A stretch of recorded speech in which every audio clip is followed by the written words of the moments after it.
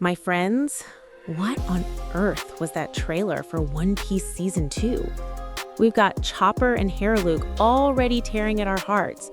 Luffy standing face to face with the execution platform where Gold Roger met his end. The impossible climb on Drum Island. Baroque works setting traps in every shadow. Miss Golden Week literally trying to dismantle Luffy's will. Robin unleashed in a brutally haunting marine sequence. Wapol returning as a full-blown tyrant, and yes, even Smoker stepping fully into the spotlight. But there's one detail in particular that is absolutely genius. It's subtle, easy to miss, and once you notice it, it completely reframes how you experience this entire trailer. The trailer opens with Tony Chopper narrating, asking Dr. Luke a simple yet deeply powerful question. What does it mean to be a pirate? This is Chopper, a reindeer who will one day become the doctor of the Straw Hat crew, setting the emotional foundation right from the very first seconds. That choice alone tells us this season isn't just about adventure. It's about purpose, about dreams, about identity. Not long after, we catch our first glimpse of Dr. Kureha, the legendary witch of Drum Island, the mentor who reshaped Chopper's life after tragedy shattered it. After the incident that left Chopper alone and rejected by both humans and reindeer, Kureha takes him in. She teaches him medicine. She forces him to confront prejudice. She gives him confidence, purpose, and a dream centered not around being accepted, but around saving lives. Then the trailer cuts to Luffy aboard the Going Merry, sailing toward Logtown in the present timeline. In the earlier teaser, we saw that brilliant visual parallel, the same location 22 years earlier, filled with pirate ships and people gathered to witness Roger's execution. Now, in this trailer, we see Luffy standing before that very platform, history staring at the future. As Luke's narration continues, explaining that being a pirate means dreaming and never giving up, we see Luffy climbing a massive snow-covered mountain. This is one of the most symbolic moments in the Drum Island arc, and honestly, in Luffy's entire journey as both a captain and a human being. After Little Garden, the crew reaches Drum Island desperately searching for a doctor, because Nami is gravely ill. What they find is a frozen wasteland ruled by Wapol, a tyrant who drove away nearly all the doctors. The very moment they need help most, they arrive in the worst possible place to find it. Luffy learns that the only doctor capable of saving Nami lives at the top of an enormous mountain inside a remote castle, Dr. Kureha, alongside Chopper. The problem isn't just distance, it's the climb itself. A violent snowstorm, freezing winds, slippery ice, altitude that steals your breath. And Luffy doesn't hesitate for even a second. He climbs it, carrying Nami on his back, and at one point Sanji as well. Both barely conscious, both completely dependent on him. That shot alone captures what it truly means to be a pirate in Luffy's world.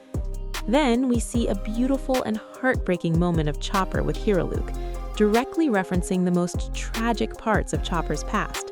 Rejected, feared, treated like a monster. And then Luke appears, the first human to see him as equal, the first to teach him that a doctor isn't defined by credentials, but by heart. From there, we jump to Whiskey Peak. The Straw Hats are welcomed like heroes. Applause, food, celebration, overwhelming hospitality. Luffy dives into it with pure joy. Zoro, however, is immediately suspicious, and rightfully so, because it's all a trap. The townspeople are agents of Baroque works. The cheerful celebration transforms into a coordinated ambush. We even see Zoro wielding his sword in what looks like an incredibly faithful adaptation of his Whiskey Peak battle. The choreography feels sharp, intentional, true to the spirit of the original. Then comes one of the most visually stunning sequences, the Going Merry navigating Reverse Mountain. Wrecked ships, debris, a brutal crossing. The adaptation enhances the danger far beyond what we originally saw. In the manga and anime, the main obstacle was structural damage and a near-fatal collision. Luffy inflated himself to redirect the ship. Here, he stretches his arms outward, guiding the Mary through chaos. It's dynamic, cinematic, and perfectly aligned with his abilities. And then, Laboon. That shot of the whale almost certainly references the Rumbar pirates leaving him behind with Crocus. It's subtle, but devastating for those who know the story. A promise of farewell, a loneliness that echoes across decades. When the crew steps onto Little Garden, there's a detail easy to overlook. Vivi is wearing her Little Garden outfit, and Luffy already has white markings on his shirt. Many assumed it was paint from Miss Golden Week, but now it seems to reference the white markings from Chapter 140 color spread. Even the black lines appear present. Perhaps not fabric, but a deliberate stylistic choice. Little Garden is introduced as a land frozen in time. Dinosaurs roam, volcanoes erupt, massive prehistoric plants dominate the landscape, a living world where evolution stopped. This sets the stage for Dory and Brogy, who do appear later in the trailer, and of course, Baroque Works' deadly trap. We get our first look at Igaram, Vivi's loyal protector. His flamboyant design instantly reinforces the political weight of the Alabasta storyline. We see Zoro alongside Miss Valentine as the crew falls into Mr. Three's candle trap. We even see visible blood on Zoro's shin, a clear reference to when he attempts to cut off his own legs to escape. That level of detail? That's respect for the source material. Then Miss All Sunday then appears, coldly wishing the Straw Hats good luck and stating their friends will die. Some questioned why this happens in daylight when Igaram's ship exploded at night, but the timeline fits. It's dawn, night turning into day. Symbolism again. Inside Laboon, we see Crocus, and he looks incredible, faithful, eccentric, perfect. Then Miss Valentine enters fully into focus, showcasing her Kilo Kilo no Mi powers, floating delicately before crashing down with overwhelming force. It looks like a direct live-action adaptation of her 10,000 kilo press. Miss Golden Week follows. Played by Sophia Carusel, her design is nearly flawless. Her emotional color manipulation appears reimagined through face paint applied during her unsettling tea party. Blue for sadness, green for calm, red for conflict, yellow for laughter, black for betrayal. It looks like Luffy has already been affected by the green, just like in the original. But here, her carefree demeanor feels darker, surrounded by eerie dolls, her presence more disturbing than whimsical. Mr. 5 appears, then Mr. 3, and honestly, Mr. 3's design is shockingly accurate. They even included the Baroque Works messengers, Mr. 13 the otter, and Miss Friday the vulture, characters that easily could have been cut, but weren't. That choice alone speaks volumes. Then comes the scene that truly stands out.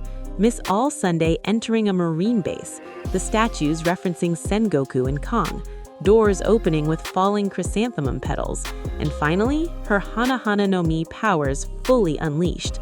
Limbs bloom across marines, weapons turned against their owners. It's disturbing, brutal, and it perfectly captures Robin's terrifying elegance. We see Drum Castle from afar, now with a visible cable car system. Smoke rises from its upper floors, possibly foreshadowing Luffy's battle with Wapol. Then there's Zoro explaining Baroque Works to someone off-screen. But why? The crew already knows. This strongly suggests he's speaking to civilians, and in the Christmas teaser, we saw Zoro, Usopp, and Drum villagers preparing to fight. It hints that Baroque Works may be involved directly in Drum's climax, possibly creating a two-front battle, one at the castle, one in the village. The stakes feel higher. Sanji sliding across the mast in icy waters reinforces the harsh conditions before reaching Drum Island. Buggy appears, and that raises serious questions about how they'll adapt his wandering storyline. Usopp's fight on Little Garden highlights his strategy and resilience against Miss Valentine and Mr. 5.